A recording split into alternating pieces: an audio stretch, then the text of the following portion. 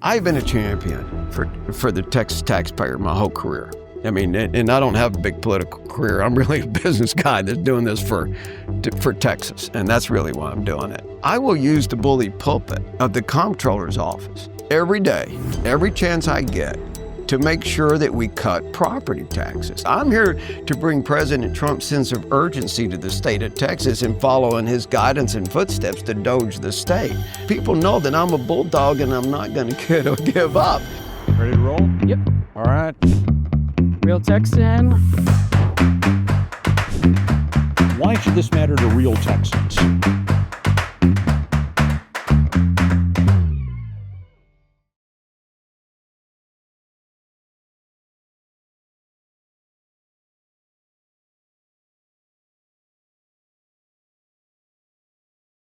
Welcome to this edition of Real Texans, where we talk to men and women doing great things to make the Lone Star State shine brighter. And that sometimes includes visiting with those folks running for office, like my friend Don Huffines, a candidate for comptroller of Texas. We'll get into what a comptroller is in a moment, but just kind of by way of background, Don, you were born in Dallas. Yes. From a family that, to put it mildly, is well known in Dallas, primarily because your grandfather starting a motor company that has y'all's name on it. Your family very is dug in. Is that an insult? I'm not sure. Y'all are really dug in the Metroplex. People know the Huffines family, which is, its strength can also be, we know the Huffines family, right? Tell me about growing up in Dallas and growing up in that kind of business environment where everyone knew the Huffines family name. Well, sure. Well, my grandfather had business, the car business, is actually 100 years old this year. Wow, very cool. He started in 1924 when he was 24 years old in a new industry, and we've been in the family ever since. Mm-hmm. Now, I wasn't particularly attracted to that line of work. Right. I did that a little bit in high school and punched my time card and got my time and a half on overtime and greased all the cars and made them ready, but I didn't like it. Mm-hmm. So I've been doing real estate ever since. But we actually grew up in a very humble environment. I actually spent my younger years in Greenville, Texas, and then into the Dallas market. So different cities in Dallas, but it's fun. I get a demo. I get to drive a demo. So. Okay, so like I said, you're not in the car business. It's still the family. Your brother. That's correct. One of my older brothers, Ray Huffines, much older brother, right? 6 years, different generation. But I've never worked there. He handles that exclusively for him. You and your twin brother, yes. Y'all chose not to do the car business. Instead, you've been doing real estate. What was it about doing real estate development that attracted you, again, as opposed to, kind of sticking in what might have been, say the car business is easy is a bit of a stretch, but, maybe easier to just stuck around in the family business, but instead to go off and do what inspired that? What made you want to hit real estate development? Very good question, Michael. It's just something I've always been interested in, the outdoors, and I'm a hunter, and I like fishing, and I like camping, and when I was in college, I got my real estate license at the University of Texas while I was in college, and I love real estate. And I particularly had an affinity for land, trading land, brokering land, developing land, even when I was in college at a young age. And so when I left college, I like the idea that I controlled my own destiny, and real estate gives me that. I never like being told what to do. No, it's kind of not, I'm sure a lot of people the same way, but I just like being in charge of my life and being able to eat what I kill. And real estate does that for you. And I love real estate. I just love it. Yeah. Okay. So, running a successful business, come into the lead up to 2014, and you decided to run for the state senate. Tell me what drove that. I mean, I know you'd had a long-standing interest in politics, a long-standing interest in kind of political theory, but then putting your name on the ballot is kind of forgive me, it's a weird step for most people. So what caused you to take that weird step of running for the state Senate in 2014? Well, like you said, I've always been interested in politics, Michael, and I look forward to turning 18, and so I could vote for Ronald Reagan against Gerald Ford. Right. And I was able to do that. And I went to my first convention, Republican convention, county convention, in May. I never forget that. And I turned 18 in April. So I've been to a lot of state conventions over the years, over 12 state conventions. And every time I went, and I supported a lot of candidates. I worked for campaigns when I was in college. I was in the Young Republicans at the University of Texas, and helped Bill Clements in both campaigns that he did, and John Tower and others. But I'd go to the state conventions, and we always were so frustrated, and we still are. It's the same argument we keep having. Why doesn't our members, the legislators in Austin, pay attention to our state party platform, right? Why is it they ignore the grassroots? And I was really frustrated with that process. And then when my children got older, I have 5 children, and 4 boys and a girl, and married Catherine, have a great marriage, 37 years. But when they got older, I said, I got to do something about this besides just go and complain and go to the Rules Committee and things like that. So I made a conscious decision, let them get old enough and grown up enough, and that I can really devote my time to it. So I decided in 2013 to take on a 20-plus year incumbent in the Republican primary for State Senate, John Corona. And it was just he and I, heads up, and I won in 2014. And it was the first time a Republican incumbent had ever been beat in a primary. Right. So I decided to do it for the grassroots. Yeah. Okay, so 2014, you're now a member of the Texas Senate. What surprised you coming in as a successful businessman? You kind of led an adult life. You had kids and a job and everything. Now you're coming into politics. What surprised you about the operations of state government? What's something you didn't know, or things you didn't know that you learned coming into that office? Well, it's not a business. It doesn't operate like a business. Right. It just doesn't. In business, we make a living by monetizing solutions to problems. And my business motto in my business is seeing beyond the obvious. And I've been very successful utilizing that. And I got there and I thought everybody would work together, and that we would all be united in ideas of how to solve stuff and solutions. And it isn't the way. It wasn't then, and it still isn't. Everyone's kind of on their own island, and everybody looks at each other as basic competition. And it's not a place where people go to necessarily solve problems. Sometimes problems keep them in business.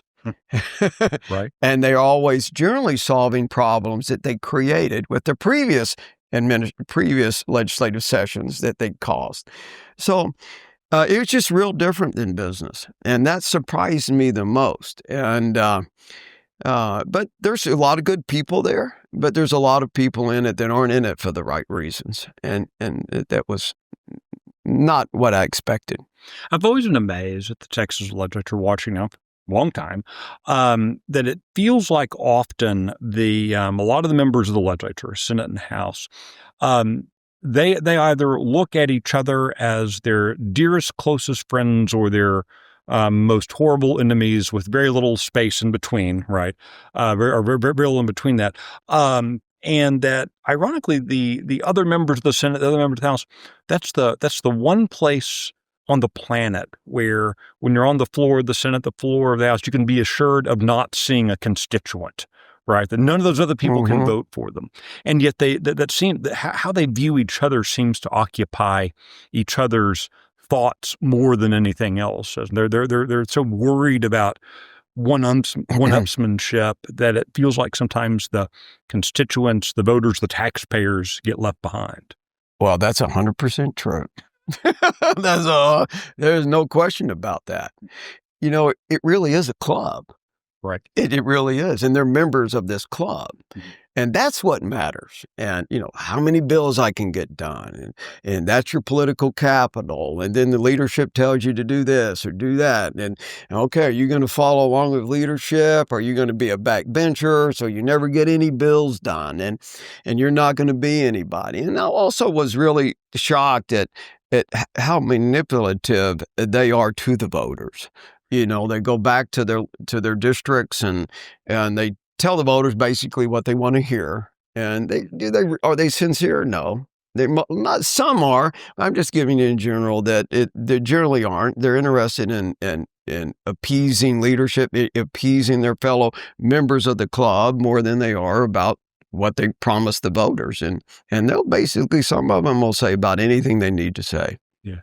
Okay. So let's fast forward to 2018. Lost in that Dallas wave. I've always felt I learn more from my failures and defeats than I do from my successes and victories. I tend to get more. So I'm curious, that's true. What did you learn in 2018 with the Democrat wave that swept through Dallas? What lessons did you take from that, losing that election? Well, that's a good question. Yeah, I wasn't overly disappointed or upset because I thought we ran a great race. I thought I did about everything I could do. We knocked 200,000 doors. I knocked personally 4,000 or 5,000 doors myself in my Senate district. I'm just in Dallas County, Senate District 16. We raised a good amount of money. We had good marketing, but when a wave hits, it's just really hard to overcome it. And I was in my score Republican district by 3 points anyway. It was a very, very close to being a Democrat district, and so there wasn't a lot I could have done. I just really realized that. That's when the Beto wave, I call it Bobby O'Rourke wave, hit, and Dallas County has not been the same since. Trump got 33% the first time, and in 20, and this time he got 36%. We don't have any Republicans left in Dallas County. Right. No JPs. We ain't no judges and nothing. So, and my district was all Dallas County. Okay, so let's come to today. You're running for the comptroller. The seat is open. There's an acting comptroller at the moment, but we don't have someone elected by the people. For most Texans, we hear about the comptroller every other year. If you happen to catch some state news, we hear that the comptroller has certified the budget, or the comptroller says there's this big pile of cash. And that's usually the last time a lot of people hear or think of the comptroller. Why is this office so important? Why is this an important office for people to care about? Well, it's extremely important. And it affects everyone, of course, in the state of Texas. Right. Because the comptroller collects all the money. And if he didn't collect the money, there wouldn't be any money to run the state. Right. But he's also in charge of signing all the checks, spending all the money. He's the chief financial officer for the state of Texas. And he's also the chief purchasing officer for the state of Texas. So many responsibilities that the comptroller will make you dizzy. It really is. It's extremely important position. I could go into that if you want me. Yeah. Okay. Yeah. So I'm, certainly one of the things that the comptroller is responsible for that I think a lot of folks don't quite recognize is the role of the office in property taxes, the role of the office. You have made a big part of your political stance over the years talking about the problem of property taxes. How would you use the office of the comptroller, take advantage of that role to impact local property taxpayers? Well, actually, the comptroller writes the manual for tax appraisers, right, and trains 6,000 of them across the state. And we do an appraisal every year, every other year, at least once every 2 years for every taxing district to make sure they're within 5 points one way or the other of the state appraisal, where they do a summary of a sampling of their appraisals of that of that appraisal district to make sure they fall in that 95 percentile. And then the comptroller gives that to the TEA to make sure that they're not underreporting it so they can set the funding formulas. Now, the comptroller doesn't have the authority to change that, right? But if they fail, they get 2 years probation if it's below the 95% or above the 105%. And then the comptroller has the obligation, the statutorily obligated to retrain their appraisal district folks in that appraisal district to help them evaluate the property to fall in that category. Right. Yeah. So that's really one way. Mm-hmm. But the other way is this. Okay, let me just tell you. I know that I've been a champion for the Texas taxpayer my whole career. I mean, and I don't have a big political career. I'm really a business guy that's doing this for Texas, and that's really why I'm doing it. And I'm doing it for the taxpayer. I'm really the taxpayer champion. It's the reason I got a lot of things I can be doing in my life. I've been very blessed. Married 37 years, great wife. Now I've got 12 grandkids in 5 years. So there's a lot of things I could be doing. And I'm doing this for the taxpayer, for Texas, to make sure Texas is the best it can be. And to that point, real quick, I'm deviating, but I just want to tell you this to get it in, that, as you probably know, I'm the only elected office holder, according to the Secretary of the Senate in Texas history, and never took any money when I was in the Senate from the government. Right. Pay, pension, health care, per diem, travel vouchers, pension, nothing. And I'm going to do that as comptroller because I don't work for the government. I work for the people that hired me. So anyway, to the point of what you're asking is, I will use the bully pulpit of the comptroller's office every day, every chance I get, to make sure that we cut property taxes and we eliminate the school tax completely. I don't have to train the property tax appraisals if we didn't have property appraisers, if we didn't have property tax, right? And it simplifies the system. The state already pays 55%, funds the schools with 55% of the money they get. And I'm just saying the state should fund 100% of it. As you probably know, the Huffines Liberty Institute, we did a lot of research on that, tremendous amounts. And it's very doable with fiscal discipline. It's not overnight.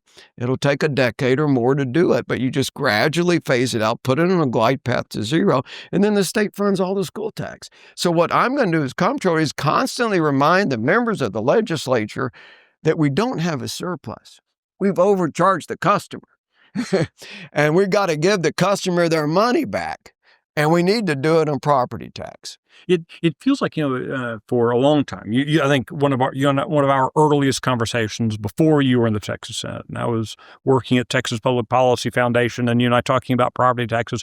And even then, a lot of research showing you could set a glide path. You can pretty easily, with discipline, move down. But it really takes someone to press the little button that says go onto the glide path. It does. And it takes really can take one or two people with the courage to start doing that. And it's not really much courage. It's saving the taxpayers a lot of money and being more efficient with the dollars, isn't it? Of course it is. And the biggest difference between me and other folks in Austin or anybody else running for this position, there's many others, but is I know the money doesn't belong to the government. It belongs to the taxpayer. Government doesn't create the money. It takes the money. This is our money. It's my money. It's your money. And the least we could do is make sure it's being spent properly. It's refunded back to us when we have too much of it. But it's got to be, like you say. So I look at the comptroller's position. It gives me, I report to the people. Mm-hmm. The old cowboys that wrote our Constitution were pretty smart, the state Constitution. They wanted an independent person that's elected by the people to have their hands and eyes and ears on our money all the time, right? And that's what the comptroller's job is. I've got eyes and ears on everything we spend, and I want to make sure that it's being spent properly. I want to make sure that the taxpayer is represented there. I mean, you look at old Bob Bullock, remember when he was doing it. Bob Bullock in his Ranger or whatever he did, he'd bust down the doors. He was more interested in collecting the money. Right. I'm more interested in how we spend the money. It's not the money we get enough money in. You got to pay your tax. And if you're not paying your tax, you better watch out because Huffines is going to come after you.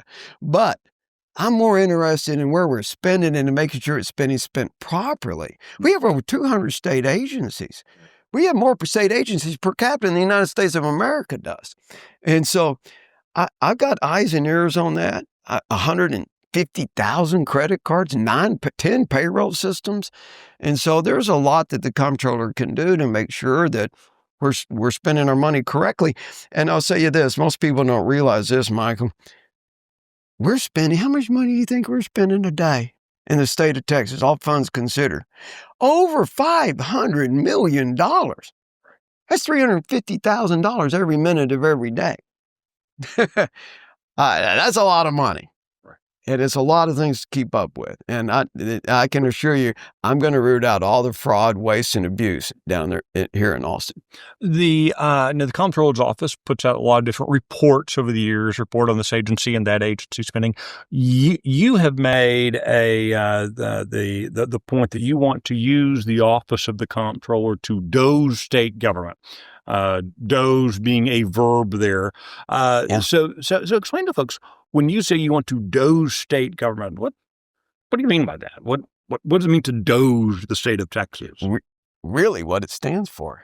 Department of Efficiency, right? The Department of Government Efficiency. That's what we're going to make government more efficient. This doesn't mean just come in there with a chainsaw and fire everybody and close it down. It means let's look at these different agencies. Are they being run as efficiently as possible? Are they accomplishing the mission that the legislature wanted them to accomplish? Are they solving those problems? Are they satisfying the taxpayer?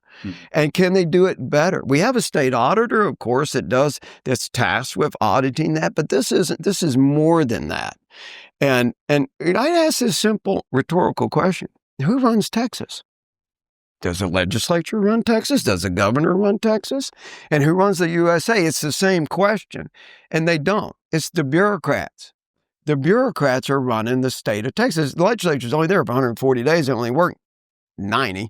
And so they're not there that much. They're not keeping an eye on this. It's the people that are hired to run the agencies, including the comptroller's office. I have almost 3,000 people there. First thing I'm going to do is look at my own office. And let's doge that. Are we efficient as we can be? And we don't know how these people vote. Are we really being run by Republicans in this state? Or are we being run by more Democrat-oriented people, the leftists? And so DOGE means more. It means being efficient, keeping eyes and ears, like I said, on every dollar, but it's really more than that. What are questions that voters should be asking you, that they should be asking other candidates for comptroller? Kind of thinking back as a state senator and dealing with the comptroller's office, what are questions that you wish voters had been asking those comptrollers? Well, some of what we've already discussed. Yeah. But let's look at there's only been 3 Republican comptrollers in the history of the state of Texas. Right. A lot of people say, oh, this is a stepping stone to be governor. There is no stone to step on. Not one comptroller has ever been governor in the history of the state of Texas, and only one's ever been lieutenant governor. Right. So somebody's in this position to do that, and a lot of people get in it thinking that. It doesn't work that way. This is a full-time job. And what they need to ask, are they a business person? Have they managed people? Have they managed accounting systems? Have they been successful at that? Are they conservative? Are they real conservatives? There's not a Republican that doesn't say they're conservative, but can you really prove that? How many state conventions have they been to? How many national conventions they've been to? I'm here to bring President Trump's sense of urgency to the state of Texas and follow in his guidance and footsteps to doge the state. I've been a MAGA guy for many years, and I've supported the president across the board every which way I can, and I'll continue to do that. Let's look at, I think people really need to look at, like, who's supporting that candidate. And I've got so many endorsements in my campaign. Almost every conservative organization in the state of Texas, conservatives like Ted Cruz, Ron Paul, Charlie Kirk, Riley Gaines. I mean, I can just keep going down the list. There's so many, and organizations, a lot of conservative, whether it's Texas Right to Life or Homeschool Coalition, just many more. But these people have to go to a board, okay, and they got to get voted on who they're going to support. And they know who the candidates have been in the race and stuff, and they vote for me because they know I've got the credentials. I've got the conservative credentials for the Republican Party. I'm an actual Republican that's doing it for the right reason. And they know that I've actually DOGE government. When I took down that government agency in Dallas, Texas, Dallas County Schools, not Dallas Independent School District, and when I was in the state Senate, really no one helped me on that. I dug into them on my own. They had a countywide tax. They had a way over $100 million annual budget, almost 3,000 employees, an elected board. And it took me 2 years. I started auditing them and digging into them. They were stealing millions of dollars from Dallas County taxpayers. I got the Rangers and the FBI involved. I got 6 people put in prison. Then I got them closed down overnight.